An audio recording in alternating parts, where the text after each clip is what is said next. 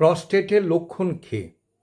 পেচ্ছাপ ধরে রাখতে না পারা, ইনভলেন্টারি ইউরিনেশন, যেতে যেতে পেচ্ছাপ হয়ে যাওয়া, আবার পেচ্ছাপ যখন পেয়েছে গেলে খুব চাপ দেবার পর পেচ্ছাপ হওয়া, পেচ্ছাপ হতে হতে থেমে যাওয়া, আবার পেচ্ছাপ হওয়া, তলপেট ভারী হয়ে থাকা, পেচ্ছাপ ফিরে এসে আবার মনে হচ্ছে যেন পেচ্ছাপের বেগ আসছে, রাত্রের দিকে 1 ঘন্টা 1.5 ঘন্টা ছাড়া বারবার বাথরুম যাওয়া, পা ভারী হয়ে যাওয়া, পায়খানা পরিষ্কার না হওয়া এবং ফিতের মতো পায়খানা হওয়া, জল যদি বেশি খাওয়া হয় তাহলে অসুবিধা আরও বাড়ে। কিভাবে ধরা হয়?